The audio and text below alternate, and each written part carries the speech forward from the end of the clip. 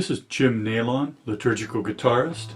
I'm going to share my arrangement of the hymn Christ in Me Arise by Trevor Thompson.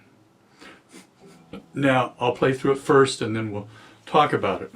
You notice when I'm playing through it that I'll use my thumb on the F chord, but I fingered this so that those of you that can't reach around with your thumb can play it, and I'll discuss that fingering when I talk through it.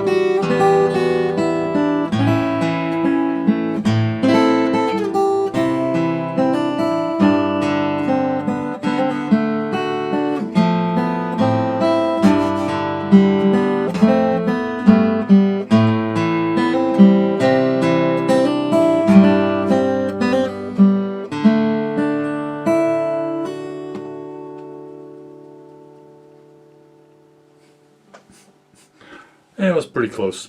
So we'll talk through it now. First part,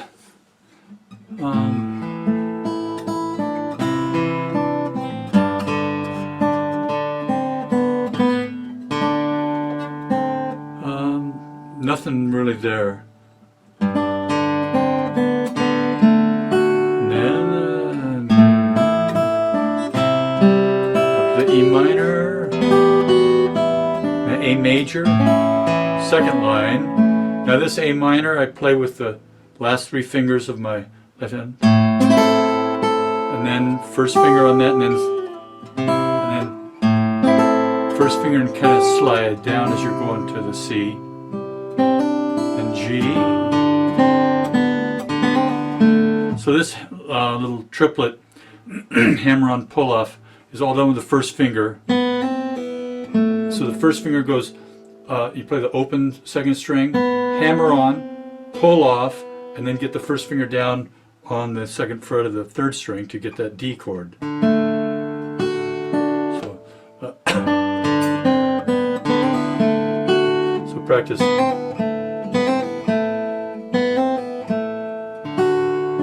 And then the F.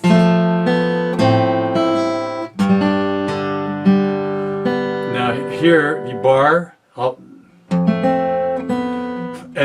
you're going to bar this F. Just put you don't need the whole bar, just the second and third fingers. You don't need your fourth finger on this. And then to get that open, the B, the open second string, just kind of lift up. See, I'm lifting up here, and I'm keeping the bass down, but but I've lifted off the B string, or the B string, the open second string. So that's how you play that.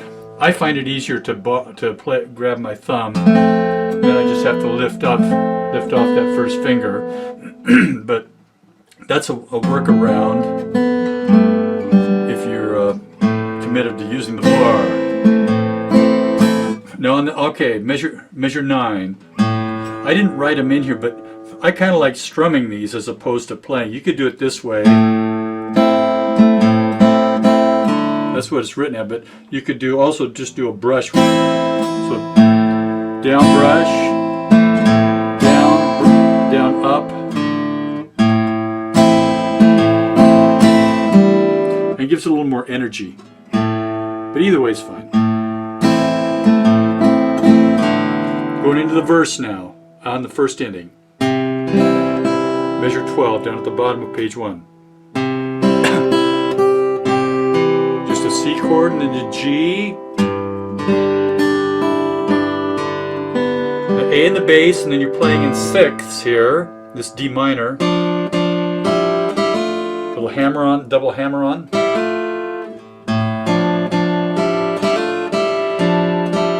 And then the F. That's how I play it. So if you're doing you just come down into the bar, regular bar. You don't have to do any tricks on this one.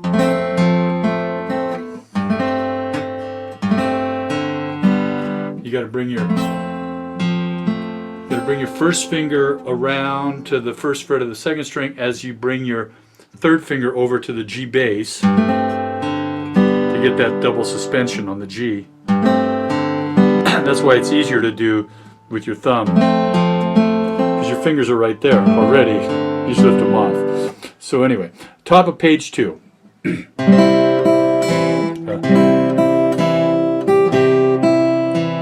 a little dotted eighth there, rhythm. G. Now here on this F, you're going to use a trick again.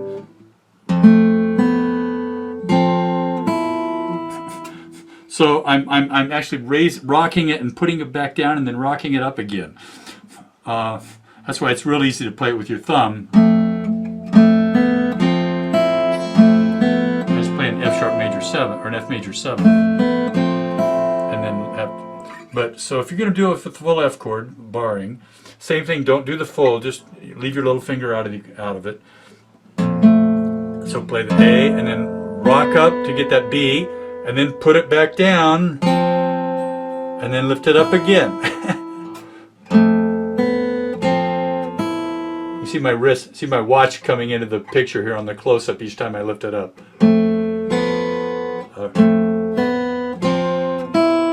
So that's a little trick you can use if you are into the bar. And then the G. And then A major.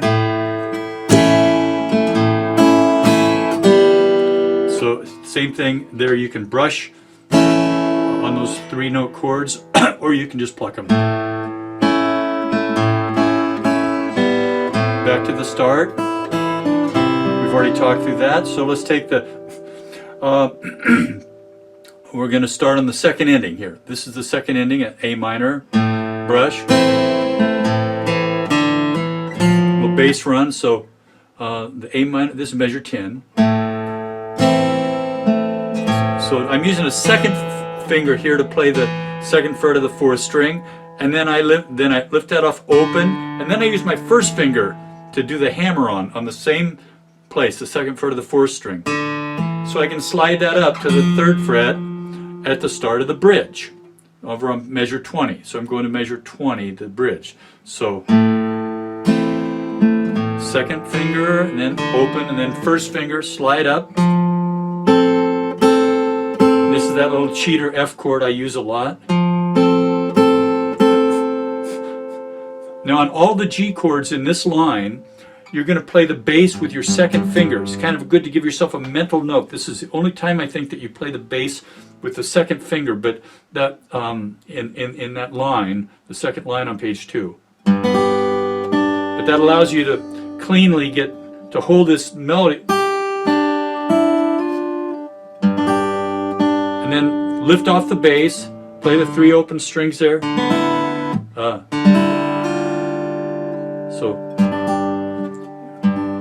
So I got these 2 down here, the bass, play the, and then hammer on that first fret of the first string. And then quickly get your first finger over to the C chord. And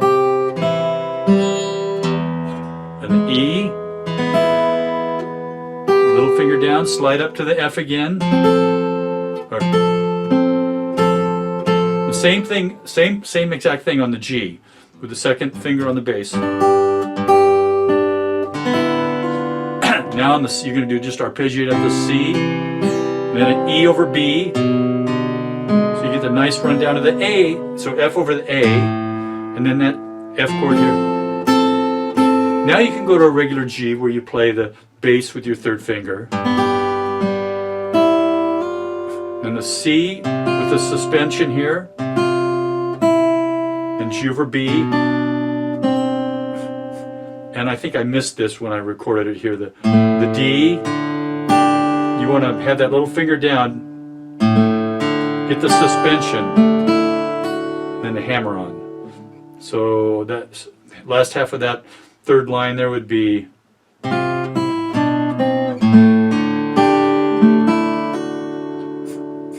and then he's got a couple of measures of just instrumental fill here. And so in that we're going to just do the regular double thumb pattern or alternate bass style. So an F major 7th with an A bass. And then an E minor over B. Then a bass run. And then back to the refrain at the top of you measure 1. So that part, if you've done any kind of double thumbing,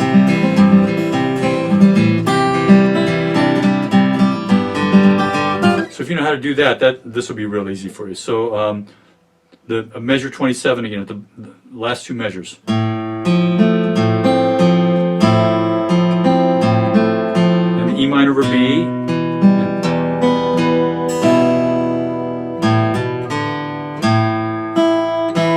When you come back in after that, I didn't write it in, but I would put a little more energy into that first measure. The third time you go through, maybe hit the 4th string on the bass on the second beat, and then C, and go through everything, and we get to the last ending. So. Let's take the measure before the last ending. That goes A minor,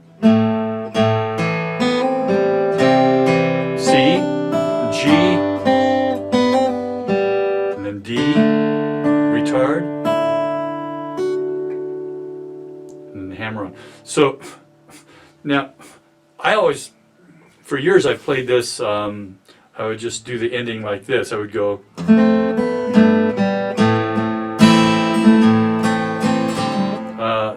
Let's see. I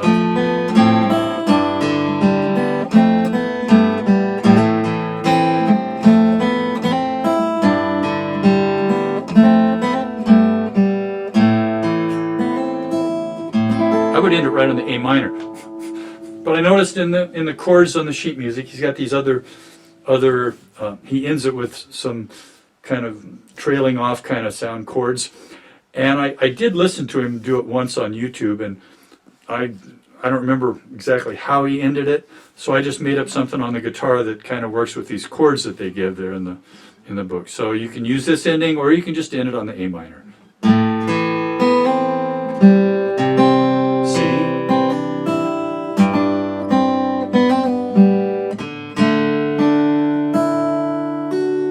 It's not a bad little ending. Anyway, that that's all I have for that one. Look for more arrangements on liturgicalguitarist.com, and I pray God blesses your playing. Peace.